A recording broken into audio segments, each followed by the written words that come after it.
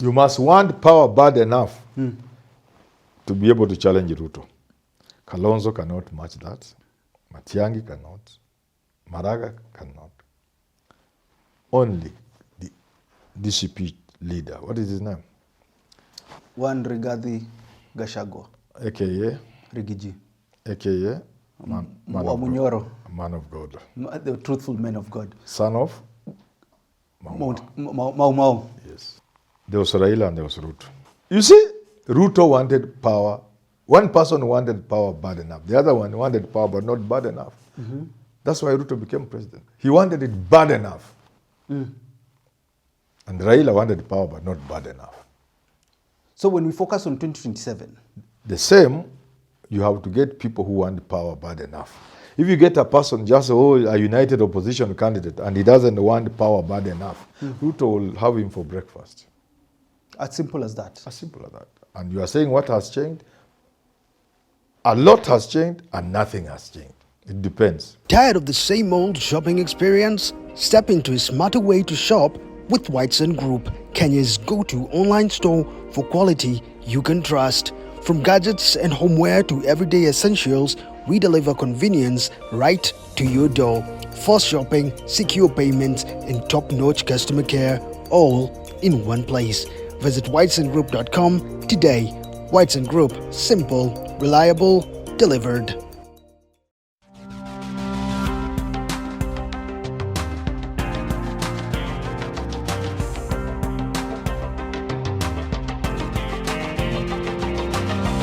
Great to see you all there, and welcome to Herman Manyora's YouTube channel. My name is Jedel Kabir. It is always a pleasure, it's always a joy, it's always a privilege that you take time and watch us every single day for conversations both on politics and policy. I'm here with Herman Manyora. Great to see you. How are you doing today? Good. Let us ask our viewers also to subscribe, like, and share. And I have to put, you can advertise. We're in September, it's a new month, it's fresh. We can advertise with us, get people to know about your product or services that you have. Why should people advertise, Prof? Because we have the numbers, we have the reach, we deliver. We sold apartments, mpaka tukaambiwa Yes. sasa zimeisha. Zimeisha. Yeah. So if you have a business and you have a service that you'd like people to know, you can talk to us. The number is on the screen, the number is on the description, and you all have Prof's number. Great to see you. Prof, Raila Ruto, I want us to talk about President William Ruto. What does he have to win the presidential poll of 2027? I've had this conversation severally with so many people about the Gen Z vote, about one term, about Gachagua, and everyone is still reserved. Everyone is still thinking we'll play politics the old way. Others are thinking that the newcomers like Maraga and Willis, together with Jimmy, can actually win the presidential poll. What do you think Ruto has for him to win the presidency? Let's focus on Ruto today. Ruto has the willpower. He's a go-getter. Ruto knows the sweetness of power. And he's the sort of person who, when they go for something, they go for it to get it. He doesn't take chances. That's the man they are running against. A man who will have what he wants. That's the man they are against. Why have you decided to put that as what he has? Because some would say he has the money, some would say he has all the instruments of power. Those ones are also there. He has his incumbency, instruments of power. He's going for a second term. People say people don't lose when they are looking for a second term. He has the money, the resources. Yeah. But why is willpower the one that you're focused That on? is the one I think is what they are up against. Can we put that? That determination from a candidate. There's only one other candidate in the country who has that level of determination. Matiang'i? No. Kalonzo? No. RIGGY? RIGGY. So even as they look for a presidential candidate, they must look at what it is that Ruto has that they will be going against. That determination, that strength, singleness of purpose, eyes on the ball. And he knows the meaning of power and he wants that power. You must want power bad enough to be able to challenge Ruto. Kalonzo cannot match that. Matiang'i cannot. Maraga cannot. Only DCP leader. What is his name? One Rigathi Gachagua. AKA? RIGGY. AKA? Man of Manyora. God. Man of God. The truthful man of God. Son of? Mau. Yes. Talk to me about the difference between the 2022 polls and that of 2027. What do you think will be different this time around? Some say Ruto cannot come with the hustler narrative. Others believe money will not be that useful to him because Kenyans are now purposeful and are believing in the right leadership and governance because of the Gen Z deaths. What will be different this time around? Let's use 2022 to explain what I've just said. There was Raila and there was Ruto. You see, Ruto wanted power. One person wanted power bad enough. The other one wanted power but not bad enough. Mm-hmm. That's why Ruto became president. He wanted it bad enough. Mm. And Raila wanted power but not bad enough. So when we focus on 2027? The same, you have to get people who want power bad enough. If you get a person just, a united opposition candidate and he doesn't want power bad enough, Ruto will have him for breakfast. As simple as that? As simple as that. And you are saying what has changed? A lot has changed and nothing has changed. It depends.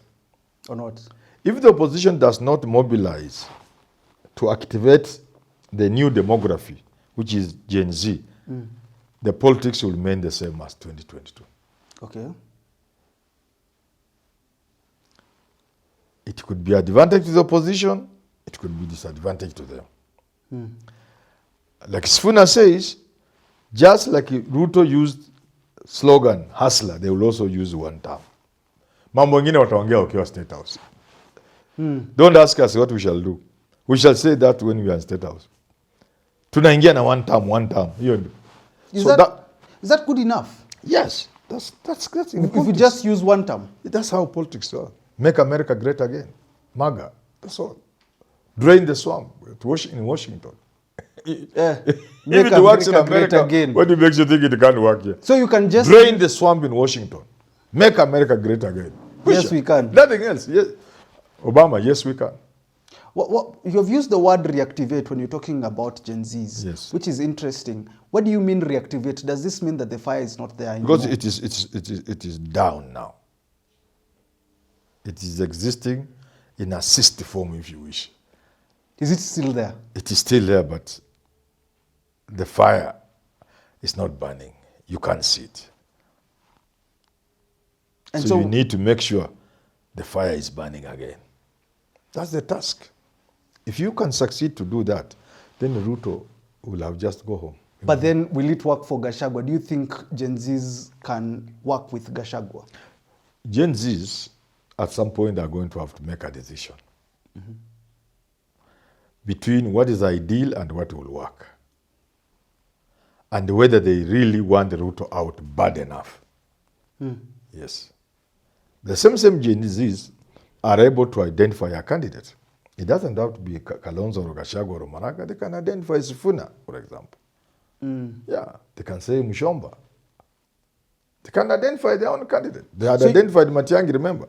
So you can have both. What is ideal and what will work? You can have both in Yes, you can merge the two. Oh. Or you can die with one. You can die with the ideal and get nowhere. Or die with the ideal, mobilize enough to actualize the ideal. And it will work. And it can work.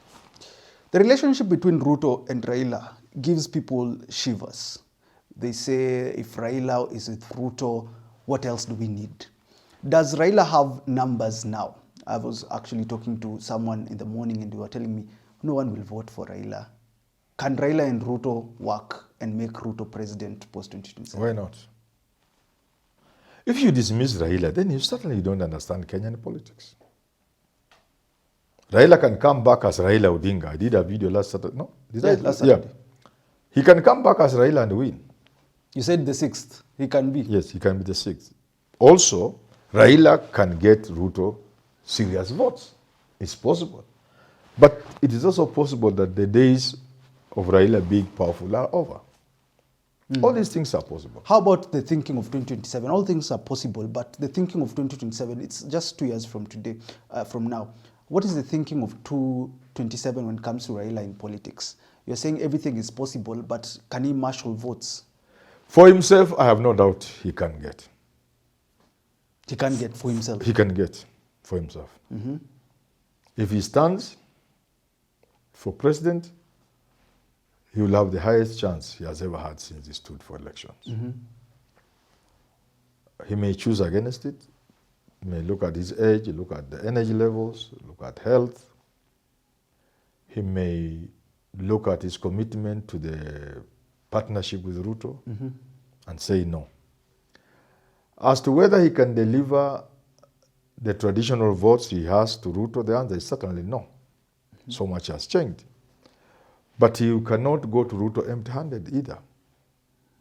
He will deliver votes to Ruto. He will? He will. Good enough votes? Good enough votes, serious votes. When people do strategic plans, they have SWOT analysis. The end is threats. Yes. What do you think is the biggest disadvantage of William Ruto now?